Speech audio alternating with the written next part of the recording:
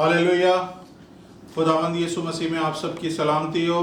मेरा नाम pastor Henry नीलम है। मेरा ताल्लुक servants of God apostolic church Dubai से है और एक दफ़ा फिर मैं आप सबकी खुदावंद में सलामती चाहता हूँ और उम्मीद रखता हूँ कि गुज़रे हफ्ते में खुदावंद ने आपकी हिफाजत की होगी। खुदावंद के फरिश्ते आपके चौगिर्द रहते हैं और कोई आफत कोई वबा आपके खैमों के नज़दीक नहीं पहुँची होगी। और हमारा ईमान है जितने सुनने वाले और देखने वाले हैं सबको खुदावंद ने अपने हिफ्ज़-ओ-मान में रखा होगा। मैं दुआ करता हूँ आने वाले दिनों में भी आपके दाएं तरफ और आपके बाएं तरफ भले 1000 और 10,000 गिर जाएं, लेकिन कोई भी वबा आपके खैमों के नज़दीक नहीं आएगी, आपके पास नहीं आएगी।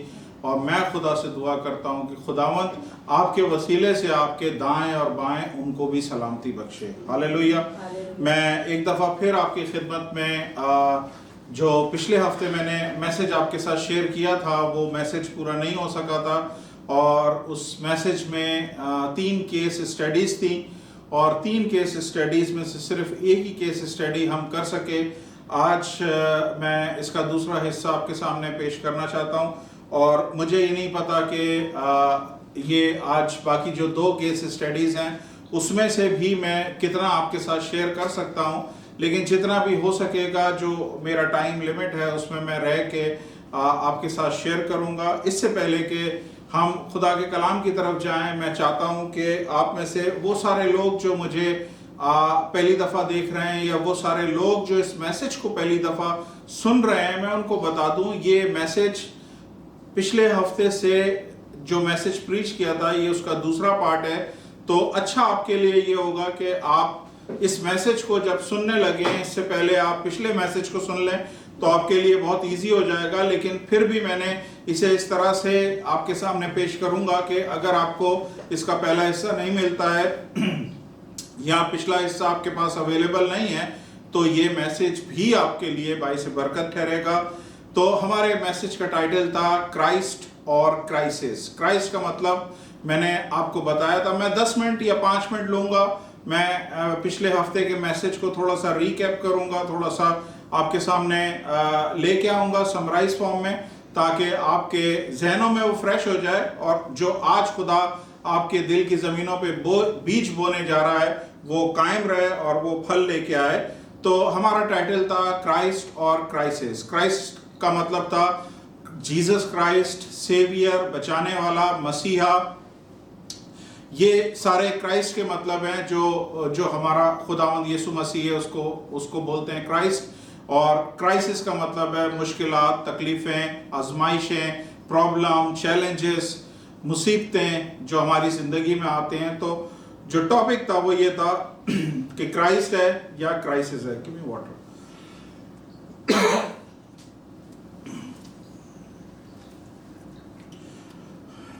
Just excuse me.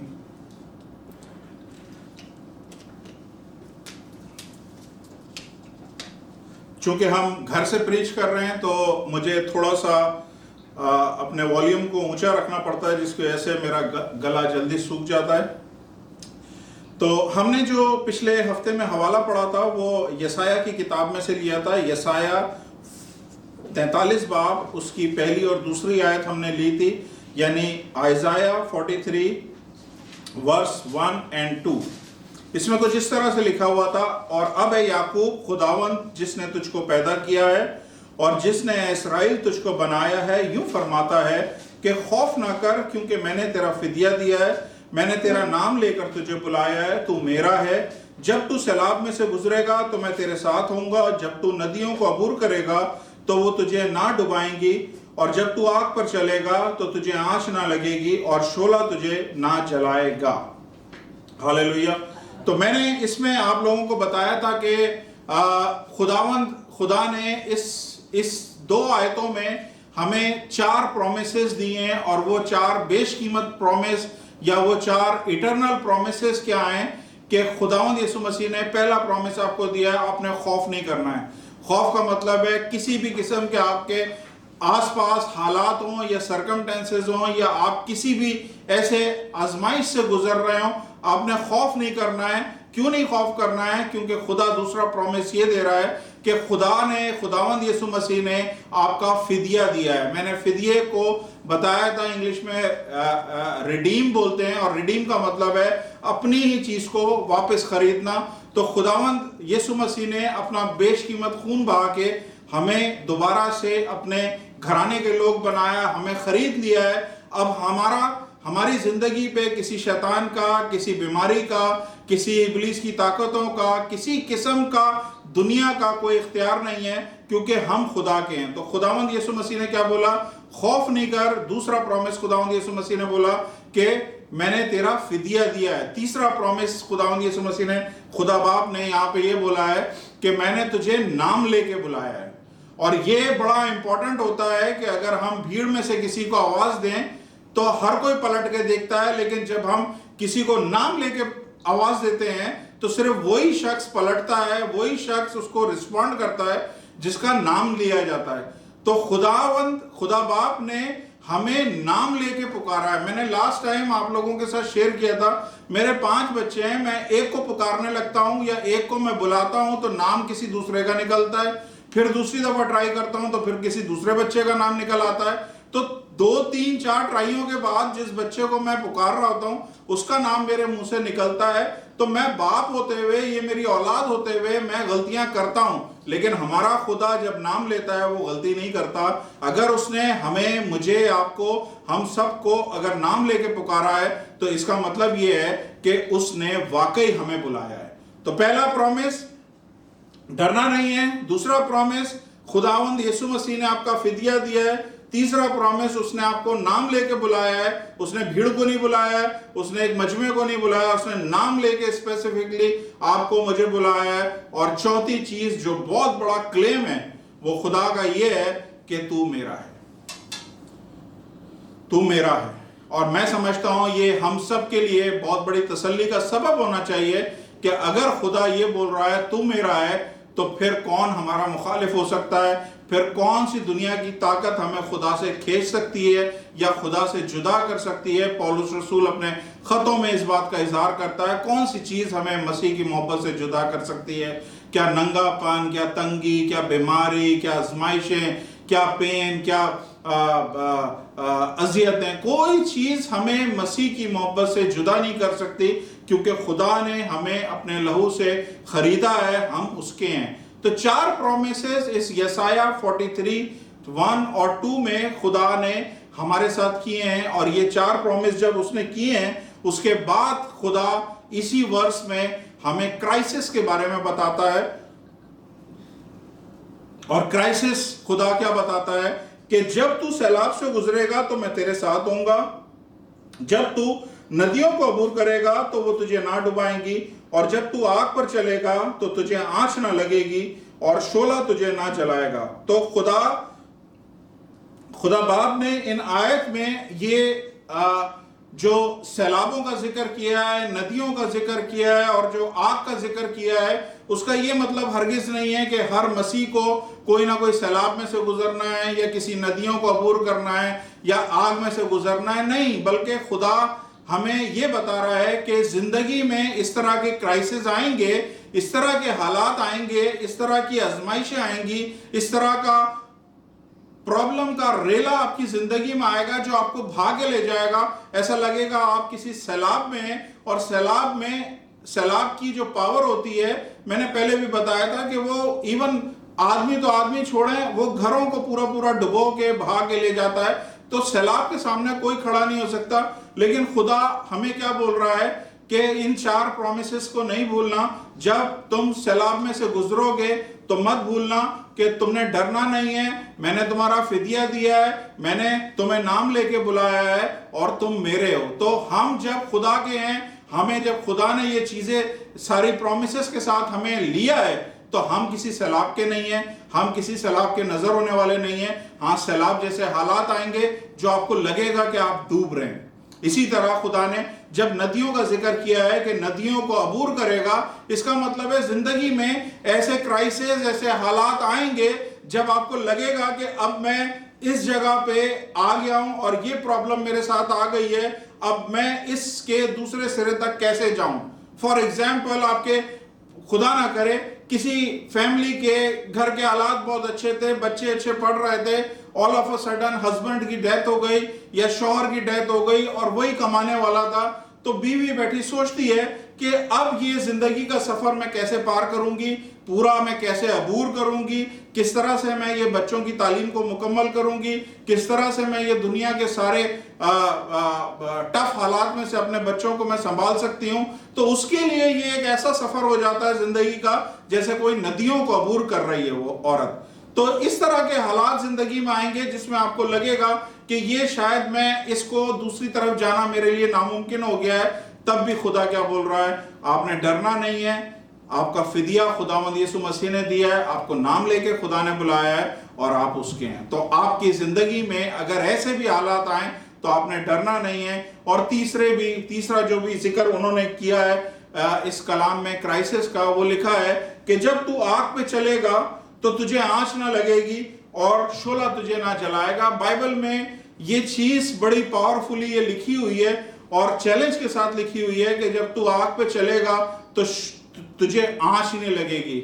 आप एक छोटी सी कैंडल, एक छोटी सी मोमबत्ती जला लें, उसकी इतना सा दिया होता है, सिर्फ उसका इतनी सी लाइट, उसकी इतनी सी आग होती है, उस पे अगर आप अपना हाथ यूं लेके जाएं तो 1 सेकंड में आपको लगेगा आपके हाथ के बाल जलने लगे या खाल जलने लगी है, आपको स्मेल आने लगेगी।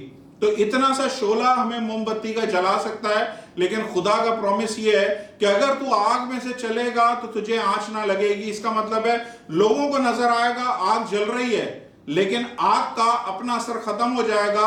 आग का असर यह है कि वो जलाती है, आग का असर यह है कि वो तपिश देती है। बाइबल बता रही है कि जब तू आग में से गुजरेगा, जब तू आग में चलेगा तो कोई आंच तुझे नहीं लगेगी, यानी उसकी कोई गर्मी नहीं लगेगी, तू जलेगा नहीं, और क्या है, कोई शोला तुझे ना जलाएगा। हालेलुया। तो मैंने आपसे जिक्र किया था और टाइम टू टाइम मैं अपने चर्च वालों के साथ अपनी जिंदगी के प्रैक्टिकल एक्सपीरियंसेस को भी मैं शेयर करता हूं ताकि आप लोगों के लिए तसल्ली का सबब बने कि मैं आसमान से उतरा हुआ नहीं हूं, मैं खुदा का खादिम हूं। और खुदा का खादिम जिसको नाम लेके पुकारता है, जिसको वो फिदिया दे के जिसने खरीदा है, जिसको खुदा ने अपने वादे दिए और अपने नाम और काम के लिए खड़ा किया है, उसको खुदावंद इस तरह के क्राइसिस में से लेके जाता है ताकि उसकी ट्रेनिंग हो सके, ताकि वो जान सके कि खुदा कितना फेथफुल है। इवन इन क्राइसिस में, इस तरह के प्रॉब्लम में खुदा हमें छोड़ने वाला नहीं है, वो हमेशा हमारे साथ होता है। और यही मेरी जिंदगी का भी टाइम रहा है कि मैंने बहुत दफा जिंदगी के हालात में से ये सारे हालात जो मैंने आपको बताया, सैलाबों वाले, नदियों वाले, आग वाले, खुदावंद इनमें से मुझे लेके गया है और हर जगह मैंने बहुत सारी चीजें इन सारे हालात में से सीखी हैं।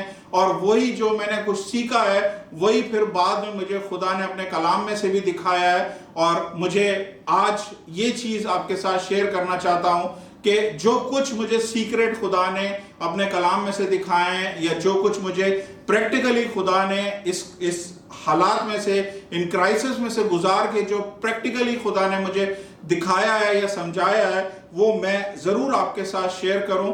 और मैं नहीं चाहता कि कोई भी अपने हालात से घबरा के कोई खुदकुशी करे, या अपने हालात से घबरा के खुदा का इनकार करे, या अपने हालात से घबरा के कोई भी बीमार हो जाए, ब्लड प्रेशर का मरीज हो जाए, या हार्ट पेशेंट हो जाए, या शुगर का पेशेंट बन जाए। खुदा आपको सारे हालात में से लेके जाएगा और खुदा आपके साथ होगा। खुदा हरगिज आपको नहीं छोड़ेगा। उसका वादा है कि मैं दुनिया के आखिर तक तुम्हारे साथ हूं, मैं तुमसे हरगिज दस्तबरदार नहीं होऊंगा, मैं तुम्हें कभी यतीम और तन्हा नहीं छोड़ूंगा। ये खुदा का वादा है। ख्वाह मौत के साए की वादी में से मेरा गुजर हो, खुदा मुझे अकेला नहीं छोड़ेगा, मुझे गुजार देगा। और यही मैं आपके लिए आज क्लेम करता हूं। चाहे किसी भी हालात से इस वक्त आप गुजर रहे हैं, खुदा इन हालात में आपको मरने नहीं देगा, खुदा इन हालात में आपको पड़े रहने नहीं देगा। ये हालात भी गुजर जाएंगे, ये टाइम भी गुजर जाएगा, ये सारा माहौल भी गुजर जाएगा, ये वायरस भी गुजर जाएगा, और आप देखेंगे खुदावंद अपनी जगह अटल और कायम रहेगा। हर हम उसका हाथ पकड़ के इन तमाम आजमाइशों में से एक दिन बाहर निकलेंगे और खुदा का शुक्र अदा करेंगे। हालेलुया। तो आज मैं बगैर टाइम ज़ाया किए हुए आपके सामने सेकंड केस स्टडी लेके आया हूं। और second case study, to be honest, मैंने 2 दफा इस पैसेज पे कलाम सुनाया है और दोनों दफ़ा खुदा ने मुझे 2 डिफरेंट कलाम दिए हैं, और आज तीसरी दफ़ा खुदा ने फिर मुझे इसी पैसेज में से तीसरा कलाम या तीसरा मैसेज या तीसरा डिफरेंट, एंटायरली डिफरेंट मैसेज दिया है। तो ये चीज़ इस बात को जाहिर करती है कि ये खाली पास्टर हेनरी है जिसे एक पैसेज में से 3 डिफरेंट मैसेजेस मिले हैं। दुनिया में कितने खुदा के खादिम हैं जिन्होंने इस पैसेज पे हजारों किस्म के मैसेजेस दिए हुए हैं। तो खुदा के कलाम में इतनी गहराई, इतनी डेप्थ है, आप जितना घुसेंगे, जितनी लंबी डुबकी लगाएंगे, उतना ही अच्छा मोती आप निकाल के लाएंगे, ताकि आपका चर्च या सुनने वाले, देखने वाले ब्लेस हो सके। तो मेरे साथ रहिएगा। थोड़ा सा मैं बैकग्राउंड बता दूं। ये एक बादशाह की बात है। उस बादशाह का नाम है नबूकदनेस्सर बादशाह। इसकी एक स्प्लिट पर्सनालिटी थी। स्प्लिट पर्सनालिटी कहते हैं दोहरी पर्सनालिटी, जो मैं आपको लास्ट में बताऊंगा दोहरी पर्सनालिटी किस तरह से थी। ये अपने वक्त का बड़ा मशहूर बादशाह है, और इसको हम इसलिए भी नहीं भूल सकते कि ये बादशाह था जिसके टाइम पे, जिसके दौरे हुकूमत में पहली हैकल को तबाह किया गया 585 से लेकर 587 सनी कबल अज़ मसीह में, यानी 585 टू 587 बिफोर क्राइस्ट। ये वो बादशाह है जिसकी वजह से पहली हैकल को तबाह किया गया, तोड़ा गया, जिसकी वजह से यरूशलेम पूरी तरह से बर्बाद हुआ। तो ये अपनी नौइयत का इसलिए तारीख में बड़ा इसका नाम है और इसका मुकाम है, इसलिए कि इसके ऊपर ये इसके अकाउंट पे आता है कि इसने खुदा की पहली हैकल को तोड़ा था। हालेलुया।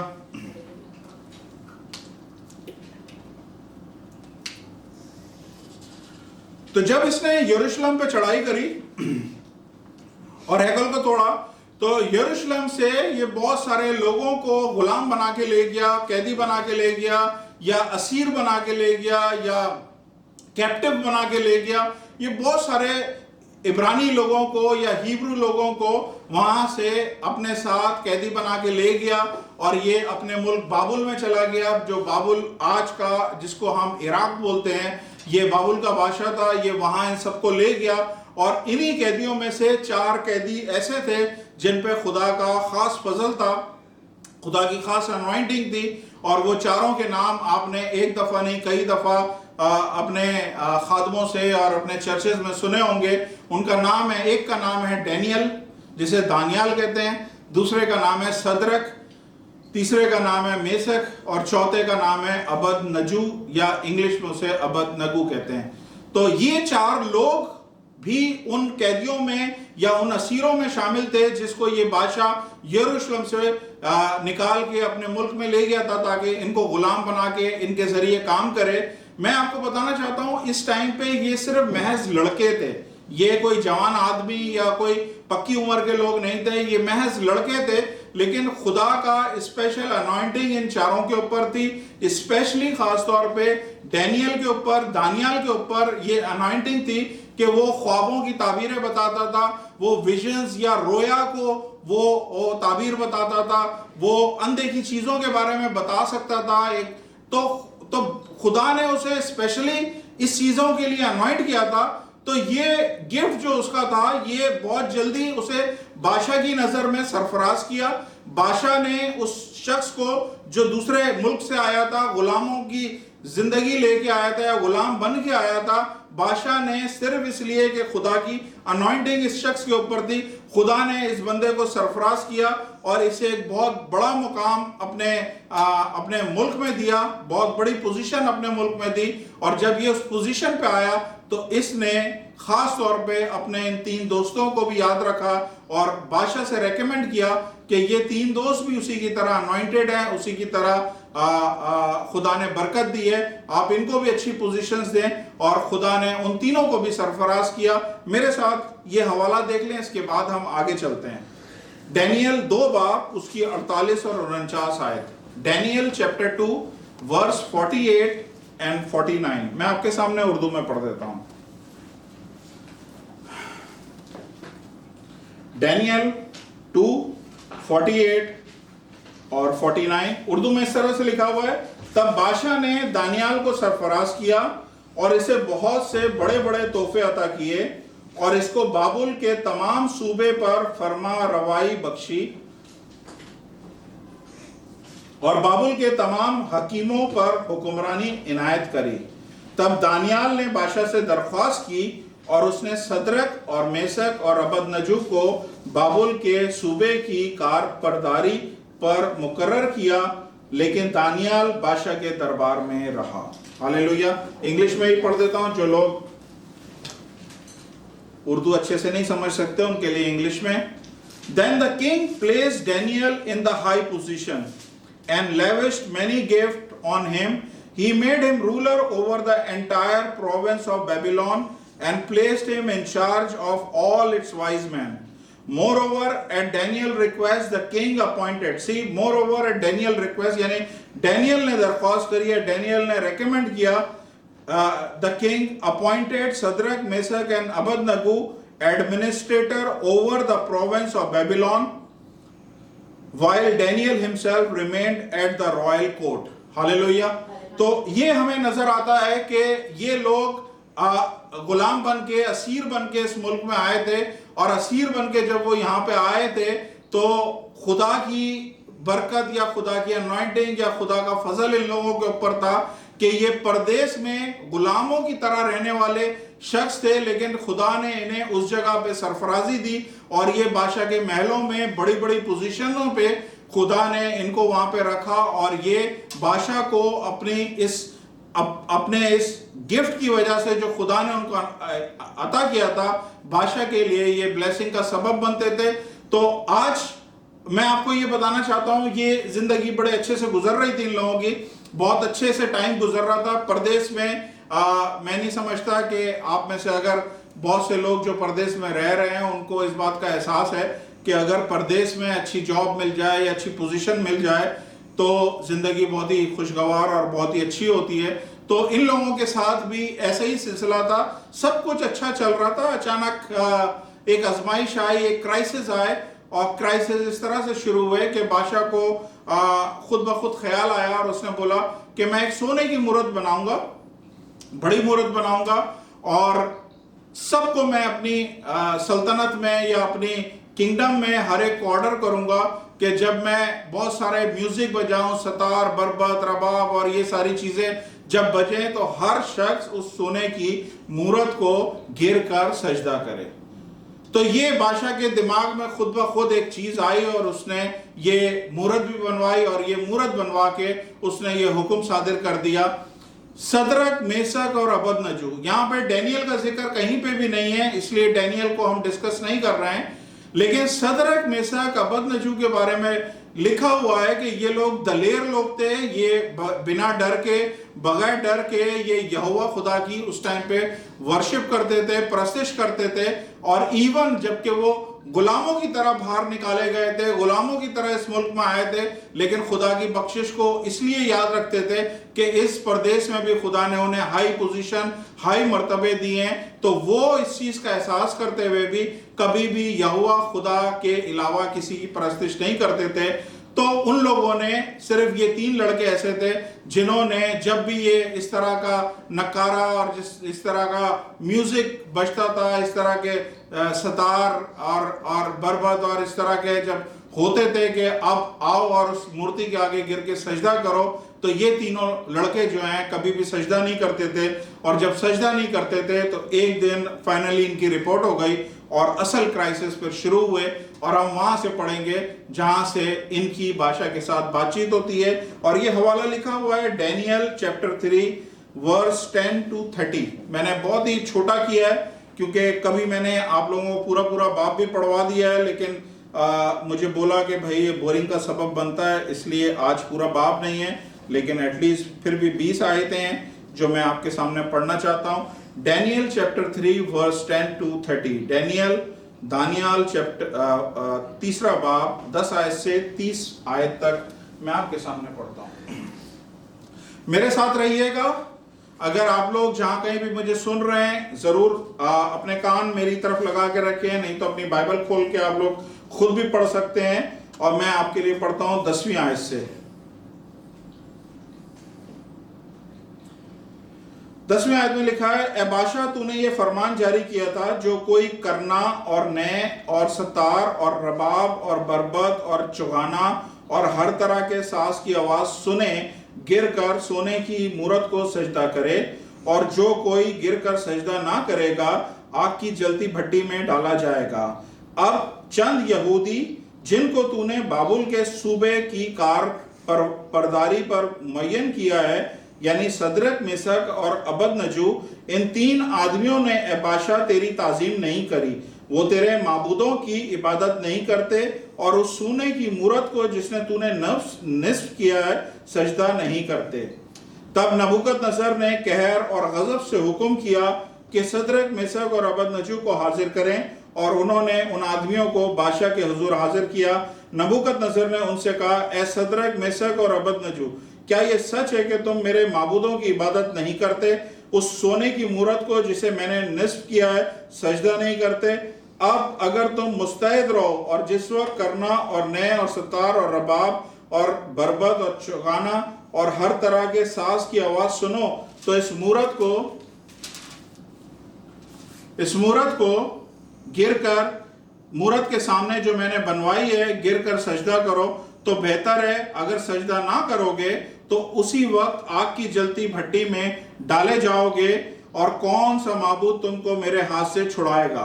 अब जवाब सुने सदरक, मेसक का। सदरक, मेसक और अबदनजू ने बादशाह से अर्ज की, ए नबूकदनेस्सर, इस अमर में हम तुझे जवाब देना जरूरी नहीं समझते।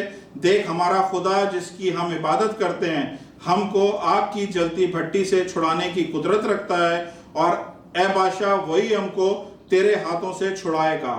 और नहीं तो ए बादशाह, तुझे मालूम हो कि तेरे माबूदों की इबादत नहीं करेंगे और इस सोने की मूरत को जो तूने निस्फ की है सजदा नहीं करेंगे। दानियाल के 3। तब नबूकदनेस्सर बादशाह कहर से भर गया और उसके चेहरे का रंग सदरक, मेसक और अबदनजू पर मुबद्दल हुआ, और उसने हुक्म दिया कि भट्टी की आंच को मामूल से 7 गुना ज्यादा करें। और उसने अपने लश्कर के चंद जोरावर पहलवानों को हुक्म दिया कि सदरक, मेसक और अबदनजू को बांध कर, इधर नोटिस करें, सदरक, मेसक और अबदनजू को बांध कर आग की जलती भट्टी में डाल दें। तब ये मर्द अपने जेरे जामों, कमीजों और अमामों समेत बांधे गए और आग की जलती भट्टी में फेंक दिए गए। पस चूंकि बादशाह का हुक्म ताकीदी था और भट्टी की आंच नहायत तेज थी, इसलिए सदरक, मेसक और अबदनजू को उठाने वाले आग के शोलों से हलाक हो गए, और ये 3 मर्द यानी सदरक, मेसक और अबदनजू बंधे हुए आग की जलती भट्टी में जा पड़े। तब नबूकदनेस्सर बादशाह सरासीमा होकर जल्द उठा और अरकान दौलत से मुखातिब होकर कहने लगा कि हमने 3 शख्सों को बंधवा कर आग में नहीं डलवाया। उन्होंने जवाब दिया, बादशाह ने सच फरमाया है। उसने कहा, देखो, मैं 4 शख्स आग में खुले फिरता देखता हूं और इनको कुछ जरर नहीं पहुंचा। चौथे की सूरत अलाजादा की सी है। चौथे की सूरत अलाजादा की सी है। इंग्लिश की बाइबल में लिखा है चौथे की सूरत सन ऑफ गॉड की तरह, यानी अलाजादा का मतलब है सन ऑफ गॉड। इंग्लिश की ट्रांसलेशन में से सन ऑफ गॉड लिखा हुआ है। तब नबूकदनेस्सर आग की जलती भट्टी के दरवाजे पर आकर कहा, ए सदरक और मेसक और अबदनजू, खुदा के बंदो, खुदा ताला के बंदो, बाहर निकलो और इधर आओ। बस सदरक, मेसक और अबदनजू आग से निकल आए। तब नाज़मों और हाकिमों और सरदारों और बादशाह के मुशीरों ने फराहम होकर इन शख्सों पर नजर की और देखा कि आग ने इनके बदनों पर कुछ तासीर नहीं की और उनके सर का एक बाल भी ना जलाया और उनकी पोशाक में मुतल्लक फर्क ना आया और उनसे आग के जलने की बू भी नहीं आती।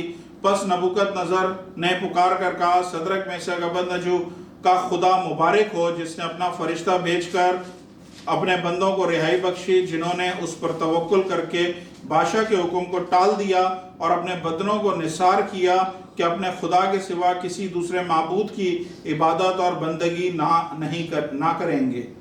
इसलिए मैं ये फरमान जारी करता हूँ कि जो कौम, उम्मत या अहले लोगत सदरक, मेसक और अबदनजू के खुदा के हक में कोई नामुनासिब बात कहें, उनके टुकड़े टुकड़े किए जाएं, उनके घर मजबला हो जाएं, क्योंकि कोई दूसरा माबूद नहीं जो इस तरह रिहाई दे सके। फिर बादशाह ने सदरक, मेसक और अबदनजू को सुबह बाबुल में सरफराज किया। खुदावंद के कलाम के पढ़े और सुने जाने पर उसकी बरकत हो। हालेलुया।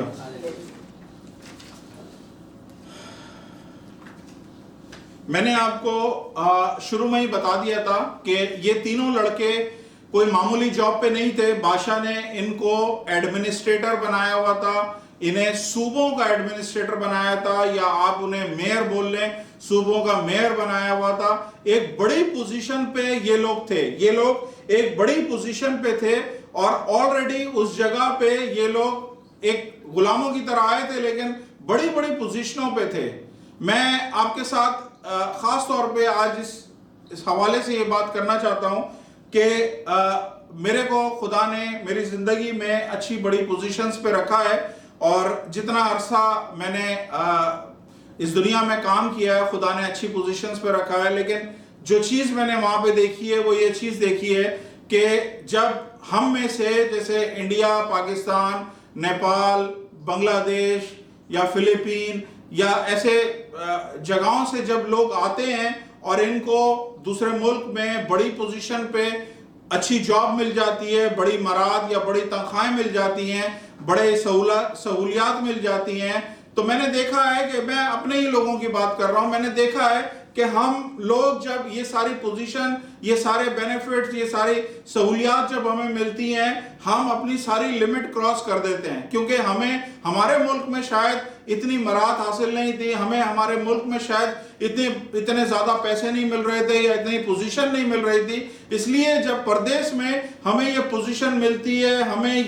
ये सारी चीजें हमारे हाथ में आ जाती हैं, तो हम क्यों अपनी लिमिट क्रॉस कर देते हैं कि वो लोग जिनके साथ हम कभी उठते बैठते खाते पीते थे परदेश के अंदर, वही लोग हमें अब आंखों में अच्छे नहीं लगने लगते, वो हमें छोटे लगने लगते हैं। या हम अपने कुलीग्स जो हमारे साथ हमारे कंपनी में काम कर रहे होते हैं, हम सिर्फ अपनी जॉब को बचाने के लिए, हम उस पोजीशन को बचाने के लिए इसलिए सारी लिमिट क्रॉस कर देते हैं कि हम अपने उन अच्छे दोस्तों को जो हमारे साथ ऑफिस में काम करते हैं, हम उनके खिलाफ बाज दफा बॉसेस के कान भरते हैं, सच्ची झूठी खबरें उनके खिलाफ देते हैं, और हम देखा जाए अपनी इंसानियत से गिर के सिर्फ हम क्या कर रहे होते हैं, हम अपनी पोजीशन को देख रहे होते हैं, हम उस पोजीशन के आगे हमें कुछ नजर नहीं आ रहा होता। इवन हम अपनी फैमिलियों का सेक्रीफाइस कर देते हैं, सुबह से जाते हैं, रात तक हम लोग दफ्तरों में होते हैं, काम कर रहे होते हैं,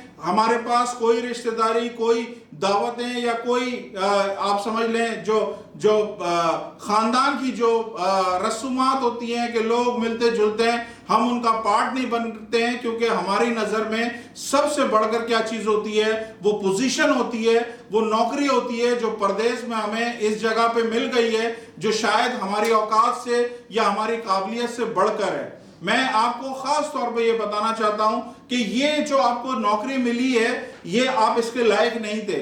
ये जो आपके पास नौकरी है, जो आज मेरे ये कलाम बहुत सारे लोग सुन रहे हैं, जिनको दूसरे मुल्क में, परदेश में अच्छे पैसे मिल रहे हैं, अच्छा घर मिला हुआ है, अच्छी उनके ऐशो आराम है, उनके लिए खास तौर पे मैं बोल रहा हूं कि ये चीजें आपको खुदा ने एज अ गिफ्ट दी है, खुदा का फजल आपकी जिंदगी पे है, खुदा ने इसलिए दिए, ये ब्लेसिंग है आपके लिए, ये खुदा की ब्लेसिंग है आपके लिए। लेकिन आप क्या कर रहे हैं कि आप इस ब्लेसिंग को एंजॉय कर रहे हैं, इस ब्लेसिंग को एक्चुअली आप लोग वर्शिप कर रहे हैं, इस ब्लेसिंग की वर्शिप कर रहे हैं, और इसकी वजह से आप क्या कर रहे हैं, आप बाकी सारे रिश्तों को आपने छोड़ दिया है। आप अपने घर को, अपने बच्चों को आपने इग्नोर कर दिया है, अपनी फैमिली को आपने इग्नोर कर दिया है, क्योंकि आपके सामने सिर्फ कंपनी का टारगेट है, आपके सामने सिर्फ एक सोच है कि मैंने और बुलंदी पे जाना है, और पैसे कमाने हैं, और बड़ी पोजीशन पे जाना है। तो हम क्या करते हैं कि हम ये सारी चीजें भूल के हम उस नौकरी की वर्शिप करना शुरू कर देते हैं,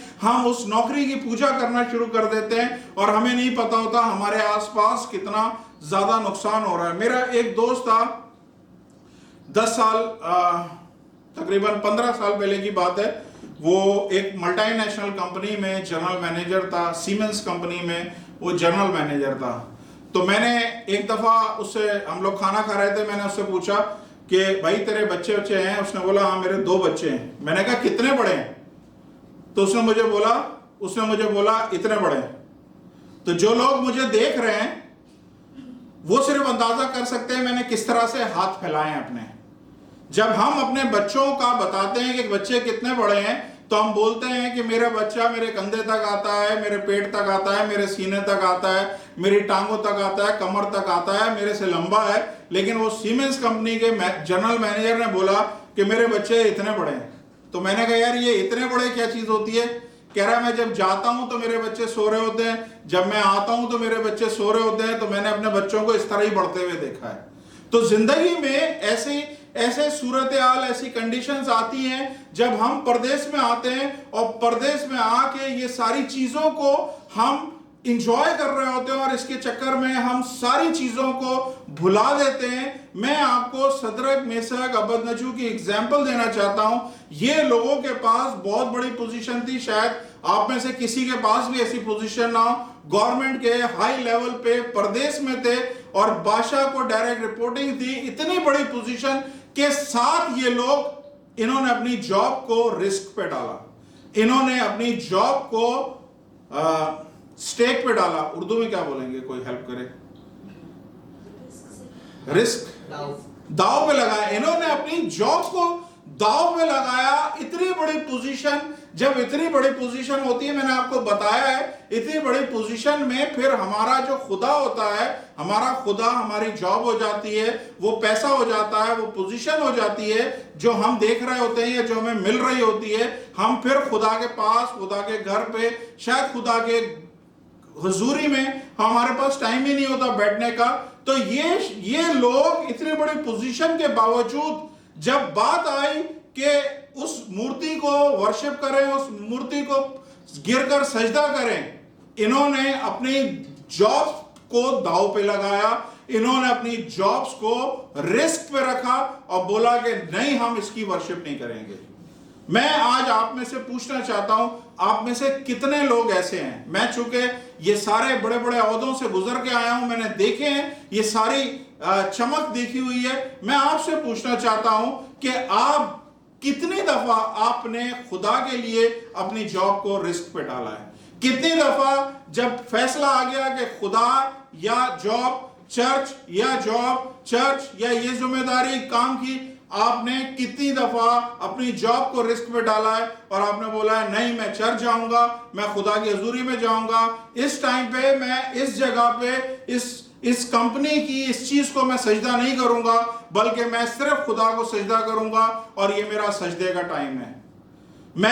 मेरे पास बहुत सारे एग्जाम्पल भरी पड़ी है, लेकिन इस वक्त मेरी नजर में दो शख्सों की सूरत खुदा मेरे सामने लेके आ रहा है। हमारे चर्च में हमारे बड़े अच्छे पास्टर हैं, उनका नाम है पास्टर तारिक गिल।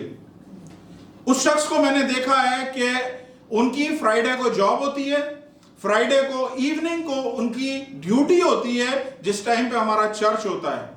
और एक दो दफा नहीं, पिछले 1.5-2 साल से वो पास्टर हमारे चर्च के अपनी जॉब छोड़ते हैं और वो उस टाइम पे चर्च में आते हैं। अपनी जॉब को रिस्क पे रखना खुदा का एक टेस्ट है कि खुदा देखता है जो मैंने ब्लेसिंग दी है, ये अभी ब्लेसिंग की पूजा कर रहा है या ये मेरी पूजा कर रहा है।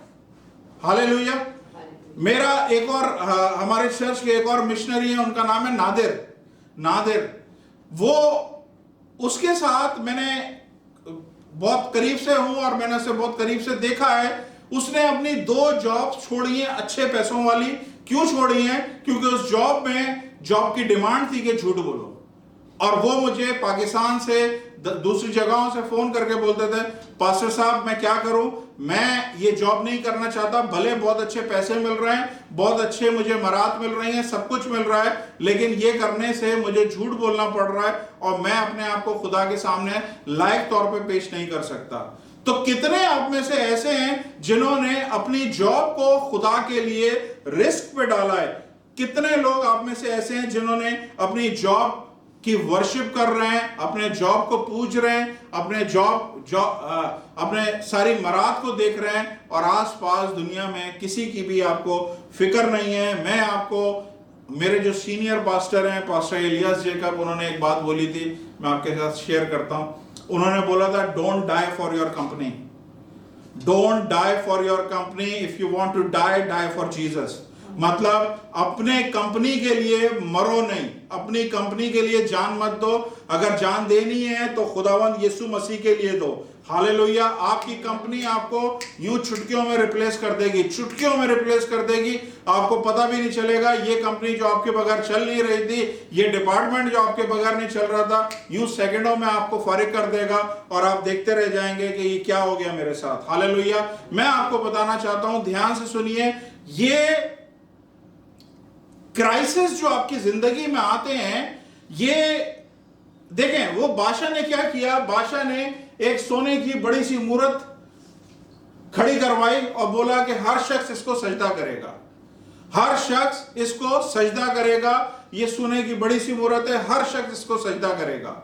जब हम इस पोजीशन पे चले जाते हैं, मैं अपनी आपको मिसाल देता हूं, जब हम इस पोजीशन पे चले जाते हैं और इतने सारे हम हाई लेवल पे चल रहे होते हैं और बड़े पैसे हमारे पास होते हैं, तो मैं आपको बता रहा हूं, हमारी नजरें, जैसे ये सोने की मूर्त इसने लगाई थी ना, इस तरह हमारी नजरें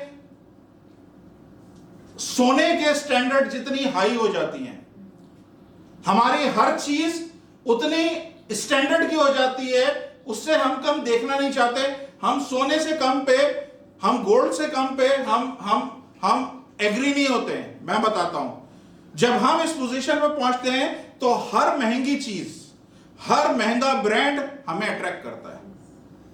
हर महंगी चीज, महंगी घड़ी हो, महंगा मोबाइल हो, महंगा घर का फर्नीचर हो, अगर महंगा है तो वो हमारे लिए बेस्ट है, अगर महंगा नहीं है तो हमें अट्रैक्ट नहीं करता। तो हम बड़े बड़े ब्रांड्स की तरफ हम अपनी नजरें गाड़ लेते हैं। मैं आपको अपनी मिसाल दूं, ये जो आपका पास्टर इस वक्त आपके सामने बोल रहा है, मैं एक जमाने में अपनी शॉपिंग, अपने घर की शॉपिंग मैं लंदन में जाके करता था। मैं दुबई आना पसंद नहीं करता था, मैं इस मिडिल ईस्ट में आना पसंद नहीं करता था, बल्कि मैं लंदन में जाके मैं अपनी शॉपिंग करता था। क्यों करता था? क्योंकि मेरी कंपनी ने एक सोने की मूर्त लगाई हुई थी और मैं उस सोने की मूर्त को वर्शिप कर रहा था। एक स्टैंडर्ड मेरा बनाया हुआ था, एक स्टैंडर्ड, एक रैंक बनाया हुआ था, और मुझे बोला था, हेनरी साहब, आपने फर्स्ट क्लास से कम में ट्रैवल नहीं करना, आपकी ये वैल्यू नहीं है, आपने फर्स्ट क्लास में ट्रैवल करना है। तो ये क्या हुआ, ये एक सोने की मूर्त बना दी है बादशाह ने, और लोग और एम्प्लॉइज क्या कर रहे हैं, उस सोने की मूर्त को वर्शिप कर रहे हैं, उस सोने की मूर्त को वो लोग देख रहे हैं। मैं आपको बताना चाह रहा हूं कि ये जो होता है, ये शैतान की तरफ से टेम्पटेशन होती है और खुदा की तरफ से टेस्ट होता है। ध्यान से सुनिएगा, दोनों बातें मैं एक साथ बोल रहा हूं। ये शैतान की तरफ से टेम्पटेशन होती है। टेम्पटेशन किस चीज की होती है? टेम्पटेशन के पीछे जो इंटेंशन होती है वो ये होती है कि ये टेम्पटेशन इस शख्स के सामने आई है, ये टेम्पटेशन में गिर जाए, ये फेल हो जाए, ये आगे ना बढ़े। लेकिन टेस्ट इसलिए होता है कि ये टेस्ट मैंने रखा है ताकि इस टेस्ट में से कामयाब निकले। तो शैतान आपके सामने टेम्पटेशन लेके आता है और खुदा उसी टेम्पटेशन को टेस्ट के तौर पे आपके सामने रखता है। खुदा ये डिजायर करता है कि आप उस टेम्पटेशन में गिरे नहीं, बल्कि उस टेम्पटेशन में से कामयाबी के साथ बाहर निकलें। तो आपको, जब आप इस पोजीशन पे अगर आज काम कर रहे हैं, आपकी बहुत बड़ी पोजीशन है, आपके सामने सारी ये मरात हैं, सब चीजें हैं, अब आपके सामने सिर्फ ये है कि आपने हर उस टेम्पटेशन को आपने समझने की जरूरत है। हर उस टेम्पटेशन को आपने बड़ी होशियारी के साथ देखना है कि ये टेम्पटेशन मेरे लिए ट्रैप तो नहीं है। बाज दफा ये टेम्पटेशन आएगी छोटे से या थोड़े से और पैसे कमाने के लिए। आपके पास कोई शख्स आएगा, वो बोलेगा, यार इतने हजार जो आपके लिए धूल मट्टी की तरह है, उस टाइम पे वो आएगा आपके सामने, वो टेम्पटेशन आएगी और वो बोलेगी कि ये छोटे से कुछ रकम है, आराम से आप ऐसे बना सकते हो, किसी को पता नहीं चलेगा, उस रकम की कोई वैल्यू नहीं है। लेकिन हम क्या होता है, उस टेम्पटेशन में फंस जाते हैं। वो थोड़े से पैसे कमाने के लिए हम कमाना शुरू करते हैं और वो एक ट्रैप होता है, और वो आहिस्ता आहिस्ता थोड़े थोड़े पैसे कमाना, एक टाइम आता है कि आप बड़े बड़े काम करने शुरू कर देते हैं, बड़े बड़े कंपनी में घपले और गबन करना शुरू कर दे, फ्रॉड करना शुरू कर देते हैं। और एक टाइम आता है, आपको ये रियलाइज होता है कि ये ट्रैप था और इस ट्रैप में मैं फंस गया, मैं टेस्ट में कामयाब नहीं हुआ। मुझे पहचानने की जरूरत थी कि ये सोने की मूरत है, मुझे इसको सजदा नहीं करना है, ये सोने की मूरत है, ये मुझे फंसाने के लिए लगाई गई है, मैंने इसको सजदा नहीं करना है। और यही मैं चाह रहा हूं कि खुदावंद आपके साथ और खुदावंद आपको ये हिकमत और आपको फजल दे कि आप हर किस्म के टेस्ट आपके सामने जो आ रहे हैं, हर किस्म की जो चमकती हुई चीजें शैतान आपके सामने लेके आ रहा है या दुनिया आपके सामने लेके आ रहा है, दुनिया आपके सामने लेके आ रही है, आपने उसको अंडरस्टैंड करना है, आपने उसमें फंसना नहीं है, आपने उसमें गिरना नहीं है। हालेलुया। इन लड़कों ने क्लियरली बोला कि इतनी बड़ी पोजीशन तूने हमें दी है, इतने बड़े हमारे पावर है परदेश में, इससे बढ़कर और हमें क्या चाहिए। लेकिन हम मैं बादशाह तू जान ले कि हम इस मूरत को सजदा नहीं करेंगे, जॉब या खुदा। हम में से बहुत सारे लोगों के सामने जॉब उसका खुदा है। खुदा ने बोला है तुम दो मालिकों की खिदमत नहीं कर सकते, या पैसे की या फिर खुदा की। आज सच्चाई से आप लोग देखें कि आपका मालिक कौन है, आपका खुदा कौन है, आप किसकी खिदमत कर रहे हैं। हालेलुया।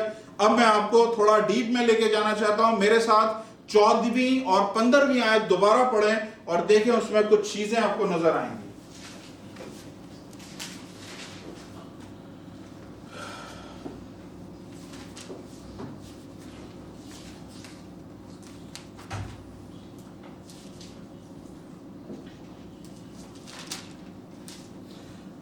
चौदहवीं आयत में लिखा हुआ है, नबूकदनेस्सर ने उनसे कहा, ए सदरक मेसक और अबदनजू, क्या ये सच है कि तुमने मेरे माबूदों की इबादत नहीं करते? सदरक मेसक और अबदनजू, क्या ये सच है कि तुम मेरे माबूदों की इबादत नहीं करते हो और उस सोने की मूरत को जिसे मैंने निस्फ किया है सजदा नहीं करते?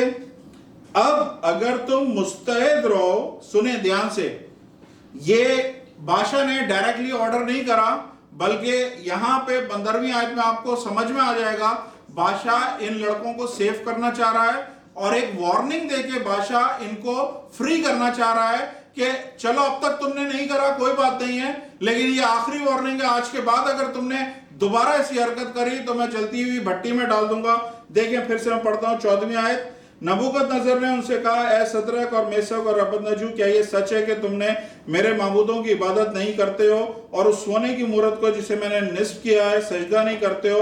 अब अगर तुम मुस्तैद रहो कि जिस वक्त करना और नए और सितार और रबाब और बरबत और चुगाना और हर तरह के साज की आवाज सुनो, तो इस मूरत के सामने जो मैंने बनवाई है गिर कर सजदा करो तो बेहतर है। अगर सजदा नहीं करोगे उसी वक्त आपकी भट्टी जलती भट्टी में डाले जाओगे और कौन सा माबूद तुमको मेरे हाथ से छुड़ाएगा।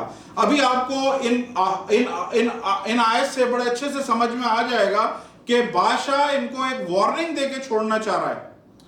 बादशाह इनको एक वार्निंग देके छोड़ना चाह रहा है और इनको एक और चांस दे रहा है कि अगर अब तुमने दोबारा ऐसा किया तो फिर मैं नहीं छोड़ूंगा, लेकिन अभी तुम अपने आप को ठीक कर लो। लेकिन मुझे अच्छी चीज क्या लगी है कि इनके पास मैं और आप कोई और होते तो हम शायद बोलते ओके बादशाह सलामत, गलती हो गई, नेक्स्ट टाइम हम ऐसा नहीं करेंगे, नेक्स्ट टाइम हम मूरत को सजदा करेंगे, नेक्स्ट टाइम जैसा तू बोलेगा वैसा करेंगे। उस बेनिफिट का जो बादशाह दे रहा था हम उसका फायदा उठाते। लेकिन आप इन लोगों का ईमान देखें, इनका फेथ देखें कि इनके जहन में कोई कॉम्प्रोमाइज नहीं है खुदा के साथ। देखें 16 से 18वीं आयत में क्या लिखा हुआ है। सदरक मेसक और अबदनजू ने बादशाह से अर्ज की, ए नबूकदनेस्सर, इस अमर में हम तुझे जवाब देना जरूरी नहीं समझते, हम तेरे को जवाब ही देना नहीं चाहते। तूने अब तक बहुत बड़ी जॉब दी है, बहुत पैसा दिया है, बहुत पोजीशन दी है, लेकिन अब जो मामला तू लेके आया है बीच में खुदा है, एक तरफ खुदा और एक तरफ नौकरी रखी हुई है, तो हम तेरे को इस मामले में कोई जवाब देना नहीं चाहते। देख हमारा खुदा जिसकी हम इबादत करते हैं हमें आग की जलती भट्टी से छुड़ाने की कुदरत रखता है, और ए बादशाह वही हमको तेरे हाथ से छुड़ाएगा, और नहीं तो ए बादशाह तुझे मालूम हो हम तेरे माबूदों की इबादत नहीं करेंगे। और उस सोने की मूरत को जिसे तूने निब्ज किया है सजदा नहीं करेंगे। हालेलुया। ध्यान से सुनिएगा, ये है नो कॉम्प्रोमाइज। खुदा के साथ कोई समझौताबाजी, खुदा के साथ कोई और बुत आप नहीं खड़ा कर सकते। उसने सोने का बुत खड़ा किया था, सोने का मुजस्मा खड़ा किया था, और वो सोने का मुजस्मा एक आइडल था। एक आइडल जिसे कहते हैं ना, एक स्टैच्यू था। बाज दफा हम ये सोने का मुजस्मा अपने जहनों में खड़ा कर लेते हैं, हम एक स्टैच्यू, एक आइडल बना लेते हैं और हम उसकी वर्शिप करने लगते हैं। कुछ लोग मेरे से ऐसे मिले हैं जिंदगी में जिनका एक ही जिंदगी में टारगेट होता है कि मैंने अपना घर बनाना है। कुछ लोगों का एक ही जिंदगी में टारगेट होता है मैंने अमेरिका जाना है। कुछ लोगों का एक ही जिंदगी में टारगेट होता है मैंने ये करना है। तो ये क्या है? ये इन्होंने अपने दिमागों में आइडल बना के रखे हुए हैं, दिमागों में स्टैच्यू बना के रखे हैं, और उनकी सोचें, उनके सारी ख्यालात सिर्फ उसी चीज की तरफ जा रहे हैं। और खुदावंद के बंदों ने क्या बोला कि अगर अब बात आ गई है स्टैच्यू की, आइडल वर्शिप की और खुदा को पूछने की, तो हम इस अमर में तुझे कोई जवाब नहीं देंगे। हमारा खुदा आग की भट्टी में से हमें बचा सकता है, अगर नहीं भी बचाएगा तो भी हम नहीं करेंगे। मैं समझता हूं ये हाइट है किसी भी ईमान की, किसी भी फेथ की, जो उन्होंने यहां पे रिप्रेजेंट किया। और जब आप ये करेंगे, जब आप ऐसा करेंगे अपनी जिंदगी में, अपनी जॉब को नहीं पूछेंगे, उस सोने की मूरत को नहीं पूछेंगे, तो जिंदगी में क्राइसिस आएंगे। लेकिन आप ये देखिएगा, ये क्राइसिस जब आएंगे तो मत भूलिएगा वो 4 प्रॉमिस। कौन से 4 प्रॉमिस थे? खौफ ना कर, मैंने तेरा फिदिया दिया है, मैंने तेरा नाम लेके तुझे बुलाया है, तू मेरा है। खौफ ना कर, मैंने तेरा फिदिया दिया है, मैंने तेरा नाम लेके तुझे बुलाया है और तू मेरा है। हालेलुया। बाइबल बताती है कि बादशाह ने हुक्म किया कि इन्हें आग की भट्टी में डाल दिया जाए, और आग की भट्टी की आंच उन्होंने 7 गुना बढ़ा दी। मैं आपको बताना चाहता हूं, मैंने 10 साल स्टील मेल्टिंग प्लांट में काम किया है, जहां पे लोहा पिघलाया जाता है, जहां पे आयरन को पिघलाया जाता है। मैंने वहां पे 10 साल काम किया है, और जो भट्टी होती है उसको मैंने एक्सपीरियंस किया है। वो इतनी तेज भट्टी होती है कि जब लोहा, ये आयरन पिघल जाता है ना, तो जब आयरन को किसी चीज में डाला जाता है, पिघले हुए आयरन को, तो वो पानी की तरह पतला होता है। आप बोलेंगे नहीं, पानी तो बहुत पतला है, हो सकता है शहद की तरह थोड़ा गाढ़ा हो। नहीं, शहद की तरह नहीं, बिल्कुल पानी की तरह, बिल्कुल पानी की तरह नहीं है। तो आप YouTube, गूगल पे सर्च करें और लिखें कि किस तरह से आयरन पिघलाया जाता है, और फिर देखें कितना पतला होता है, बिल्कुल पानी की तरह। वो बिल्कुल वैसे थिन होता है, उतना ही पतला होता है। और जहां पे वो गर्म भट्टी जल रही होती है या भट्टी होती है, उसकी आंच इतनी दूर तक आ रही होती है कि हम जब जाते थे उस प्लांट पे जाते थे, तो हम देखते थे कि जो हमारे उधर प्लांट पे काम करने वाले लेबर हैं, वो शायद 300 मीटर 400 मीटर दूर अपने वो स्टील के टिफिन लाते थे अपने घरों से खाना डाल के। वो 300-400 मीटर दूर वो टिफिन को रख देते थे दीवार के पास, और शायद 2 मिनट के अंदर वो टिफिन के अंदर खाना उबलने लग जाता था, वो इतना गर्म हो जाता था। तो इसकी आंच इतनी तेज होती है, ये मैंने पर्सनल एक्सपीरियंस किया है। बाइबल बताती है, बादशाह ने बोला इन सबको बांधो, तो बाइबल बताती है इनको इनके कपड़ों के साथ, इमामों के साथ, इनके चौकों के साथ इनको बांधा गया, इनको हाथ पैर बांधे गए और इनको आग में फेंकने का हुक्म हुआ। हालेलुया। अब ध्यान से सुनिएगा, बाइबल बताती है कि बादशाह ने अपने कुछ पहलवान बुलाए। इंग्लिश में लिखा है स्ट्रॉन्ग सोल्जर, यानी कुछ कमांडो टाइप के सिपाही मंगाए, जिन्होंने इन तीनों लड़कों को उठाया और बादशाह ने बोला जाके इनको फेंक दो। और ये तीनों सिपाहियों को जब उठा के ये लोग भट्टी की तरफ लेके जा रहे थे, सुने, जब ये तीनों सिपाहियों को उठा के ये कमांडोज भट्टी की तरफ लेके जा रहे थे, तो हुआ ये कि आग ने उन कमांडोज को या उन स्ट्रॉन्ग पहलवानों को आग ने जला दिया, लेकिन ये तीनों लड़कों पे आग ने कोई असर नहीं किया। सुनिएगा, ध्यान से सुनिएगा कि ऐसा कैसे हो सकता है कि ये जो सिपाही थे, ये जो स्ट्रॉन्ग कमांडोज थे, इन लोगों ने क्या किया है कि ये तीनों लड़कों को उठाया होगा और ये लड़के यकीनन इन्होंने आगे रखे होंगे, जिस तरफ आग है उस तरफ ये लड़के आगे रखे होंगे और उस तरफ ये बढ़ रहे थे। लेकिन बाइबल बताती है कि भट्टी की आंच इतनी तेज थी कि जो पहलवान लेके गए थे वो जल गए, लेकिन इन लड़कों को कुछ नहीं हुआ। कभी आपने इस बात पर सोचा ऐसा कैसे हो सकता है? पहले अगर जलना है तो पहले उन लड़कों ने जलना है, सदरक मेशक अबेदनगो ने, क्योंकि वो आगे हैं और पहले फेस कर रहे हैं आग को, भट्टी को पहले वो फेस कर रहे हैं। लेकिन बाइबल बताती है उनको आग ने नहीं जलाया, बल्कि जो पीछे उनको पकड़ के लेके जा रहे थे उनको आग ने जला दिया। क्या वजह है? मेरे साथ निकालें अय्यूब की किताब, उसका पहला बाब और 10वीं आयत देखें, और वहां पे एक बड़ी खूबसूरत आयत खुदा ने लिखी हुई है। शैतान की और खुदा की बातचीत हो रही है और शैतान अय्यूब को लेना चाह रहा है। अय्यूब जो जॉब कहलाता है उसको लेना चाहता है, उसको मारना पटकना चाहता है। वहां पे कलाम में लिखा हुआ है कि वो अय्यूब के साथ कुछ कर नहीं पा रहा था, तो वो 10वीं आयत में खुदा के पास आया और उसने खुदा को बोला, क्या तूने उसके घर के गिर्द और जो कुछ उसका है उस सब के गिर्द चारों तरफ बाड़ नहीं लगाई है? ये शैतान बोल रहा है कि मैं इस अय्यूब को मारना चाहता हूं, मैं इसको तंग करना चाहता हूं, इसको मैं हलकान करना चाहता हूं, इसको जख्मी करना चाहता हूं, लेकिन मैं कर नहीं पा रहा क्योंकि तूने इस शख्स के गिर्द, इसके खानदान के गिर्द, इसके कारोबार के गिर्द, इस जो कुछ ये करता है उसके गिर्द तूने एक हिसार बनाया हुआ है, एक प्रोटेक्शन हेज बनाया हुआ है, एक उसके गिर्द तूने एक बाड़ लगाई हुई है जिस बाड़ में से मैं घुस नहीं सकता।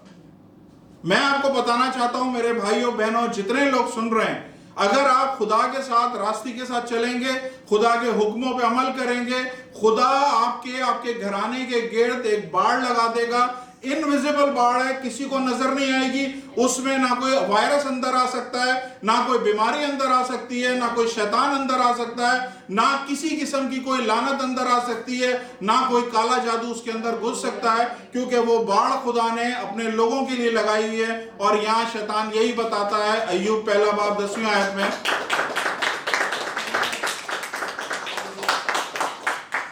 अय्यूब पहला बाब 10वीं आयत में यही बताता है कि उन लोगों पे तूने अय्यूब के चौगिर्द एक बाड़ लगाई है, इसलिए मैं कुछ नहीं कर सकता, तो वो बाड़ हटा तो फिर मैं कुछ करूंगा। हालेलुया। तो यहां इन तीनों के गिर्द खुदा ने जब वादा दिया इन तीनों लड़कों को या हम सबको कि डरो मत, मैंने तुम्हारा फिदिया दिया है, मैंने तुझे नाम लेके बुलाया, मैं तुम मेरे हो।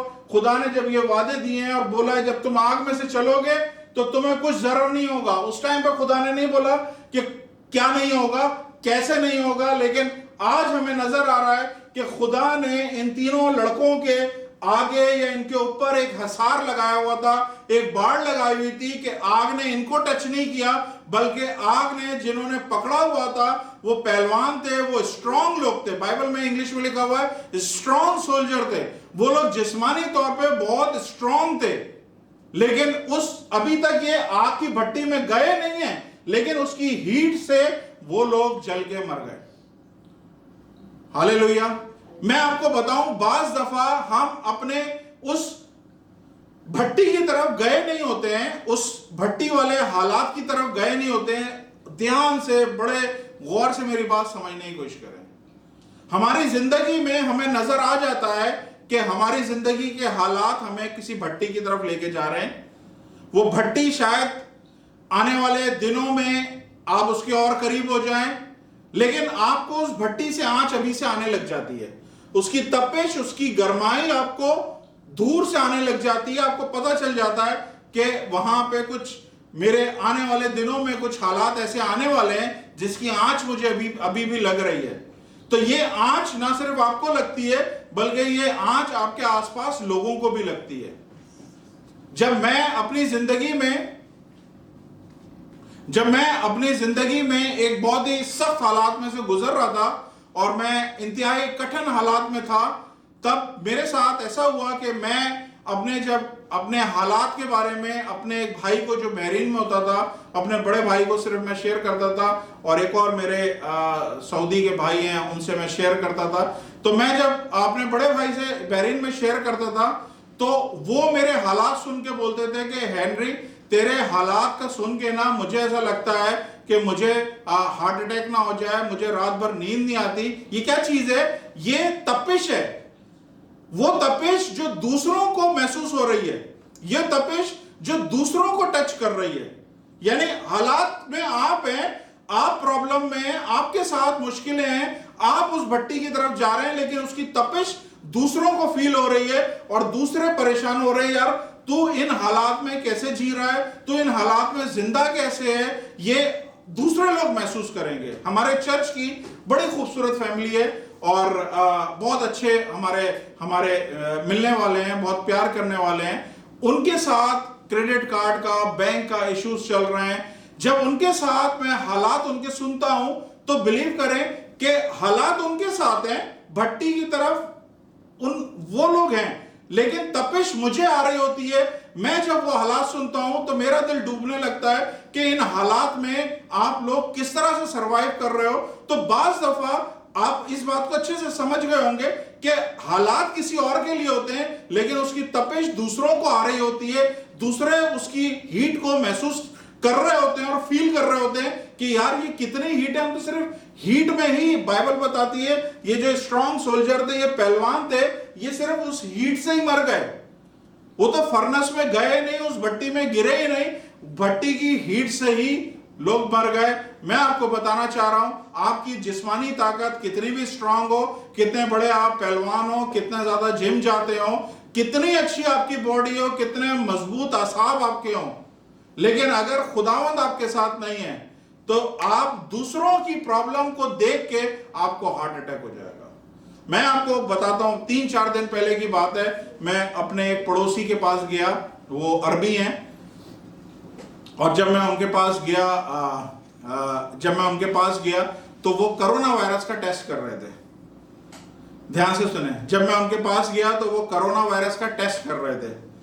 तो मैं उस फैमिली में गया, बहुत इज्जत देते हैं वो लोग। तो उन्होंने बोला कि हेनरी साहब आए, we will test you as well.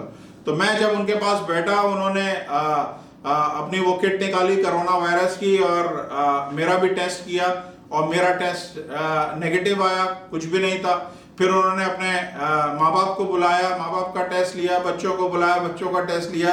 उसके बाद जब बीवी को बुलाया, बीवी का टेस्ट लिया तो बीवी का पॉजिटिव आ गया। मैं आपको बता नहीं सकता उस घर में क्या पैनिक था।